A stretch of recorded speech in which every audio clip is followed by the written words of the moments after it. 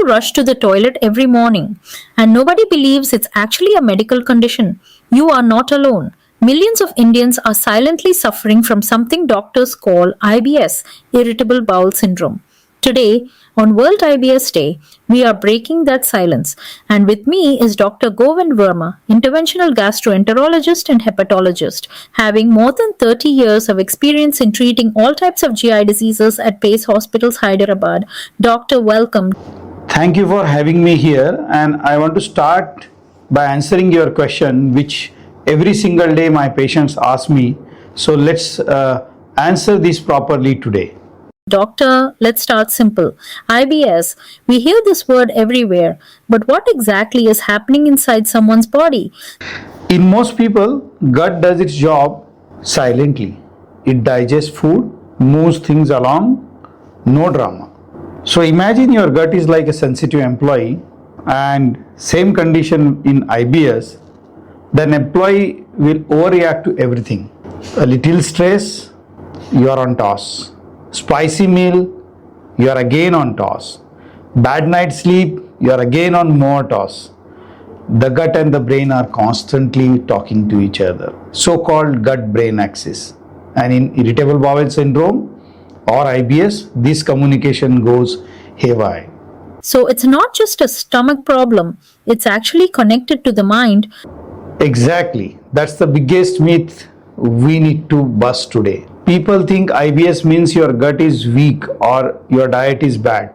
But IBS is a real medical condition, a functional gut disorder, where the bowel works differently. It's not your head, but yes, your head is involved. Both things are true at the same time. Doctor, what are the signs people should actually watch for? Because I think a lot of people confuse this with just acidity or gas. Great question indeed. Although there are no red flag signs, but the classical signs for an IBS patient are recurring abdominal pain or cramps, especially the pain which gets better after you pass stool or defecate.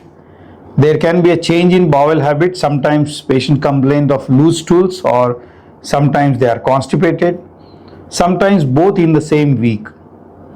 Bloating that makes you feel like you have swallowed a football, or it may be that the symptoms come and go on and off.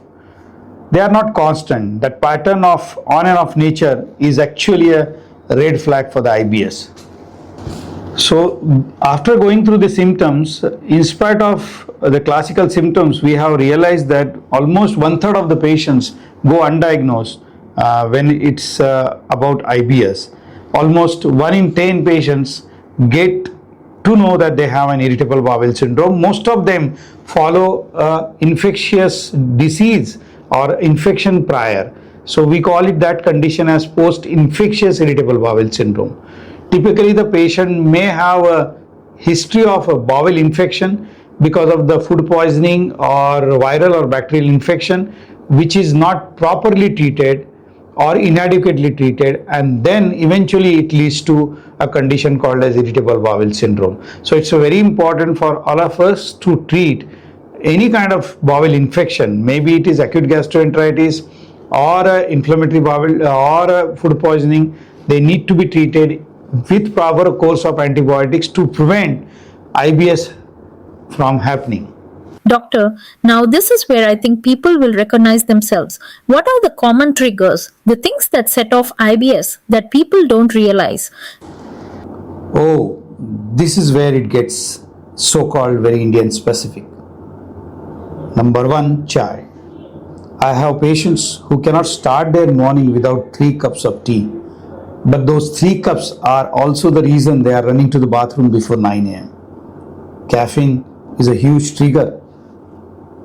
Number 2, maida. All that bread, biscuit and fine snacks, difficult to digest for a sensitive gut. Number 3, stress. Exams, office deadlines, family tensions. When you are anxious, your gut feels it first. And number 4, irregular meal timings. We are in the culture of eating at 10 p.m. and sleeping at 11. The gut has its own clock, and when we ignore it, it protests. What's more important is to realize and analyze. There is a diet called as low FODMAP diet. You can browse and get more details about it, which is actually a diet of choice for all irritable bowel syndrome patients, wherein if they consume a low FODMAP diet, they will have relief from the symptoms as far as the diet is concerned. Doctor, you just described 90% of Indian households. So, what should someone do when they're experiencing a bad IBS episode right now, at this very moment? First and foremost, do not panic. Panic makes it worse. IBS is actually not a life-taking disease. It's a disease which is benign in its course and doesn't harm an individual to the life and death situation. What is more important for a patient is to relax, and ultimately the gut will also relax. What essentially happens is when you calm down, it activates the vagus nerve, and when you relax, your abdominal muscles also relax, and thereby symptoms decrease. Many a times we have seen patients having episodes of irritable bowel syndrome attack. Then there are three types of irritable bowel syndrome. One is irritable bowel syndrome constipation predominant, irritable bowel syndrome diarrhea predominant, and irritable bowel syndrome pain predominant. There can be a mixed variant where you can have pain with diarrhea or pain with constipation. It is irritable bowel syndrome with the pain predominant where the patients usually come in a panicky situation to the hospital, wherein we have many medications which can reverse this painful episode, and it's better that they consult a gastroenterologist and get that prescription handy and make these medicines available in case of any emergency. Doctor, let's do something fun. Myth or fact? I'll say a common belief. You tell me. Myth or fact? IBS can turn into cancer. Myth. IBS does not damage the intestine. It does not increase the risk of cancer or inflammatory bowel disease. IBS is just stress. Just relax and it will go away. Partial myth. Stress can trigger the symptoms, but it is not the cause. IBS needs proper evaluation and management. There's no treatment for IBS, you just have to live with it. Myth. Many effective treatments are available, including diet, lifestyle changes, and medications. IBS only affects the stomach. Myth. IBS mainly affects intestine, especially the large intestine. IBS is rare. Myth. IBS is very common and affects a large population of patients worldwide. IBS only affects women. Partially true. It is more commonly reported in women, but men are also equally affected. You need lifelong medication for IBS. Partially true that some patients may need medications for a longer period, but there are patients who have on and off flare. All IBS patients should avoid the same foods. Myth. All patients may not have the same triggering factors, but yes, diet can be personalized in few select patients. IBS is the same as food intolerance. Myth. Food tolerance can trigger symptoms, but in IBS it is a functional gut disorder. So food intolerance is completely different than the irritable bowel syndrome, although few patients of IBS may have coexistence with the food intolerance. If tests are normal, nothing is wrong. Myth. As I already mentioned, IBS does not cause permanent damage, or it doesn't lead to any progressive debilitating disease. Skipping meals helps control IBS. Myth. Sleeping can only worsen the symptoms. Regular eating, timely eating, low FODMAP diet will help. IBS is caused by poor hygiene. Myth. IBS is not related to hygiene. It is due to the poor gut function. IBS always causes diarrhea. Myth. IBS can cause diarrhea, it can cause constipation, and it can have both along with the pain. IBS symptoms are always the same. Myth. IBS symptoms are usually different to different individuals, and they may not be same for all the patient all the time. Eating spicy food causes IBS. Eating spicy food is partially true that it can trigger the symptom, but it may not cause the IBS. So it may partially, yes, trigger the symptoms of IBS. IBS only affects adults. IBS usually do not affect children, and that's a myth that IBS can only affect adults. So we have seen patients It can affect children as well as teenagers. Drinking more water alone can cure IBS. It's a myth. Hydration helps, but it will not relieve your symptoms, or it's not a part of the complete treatment.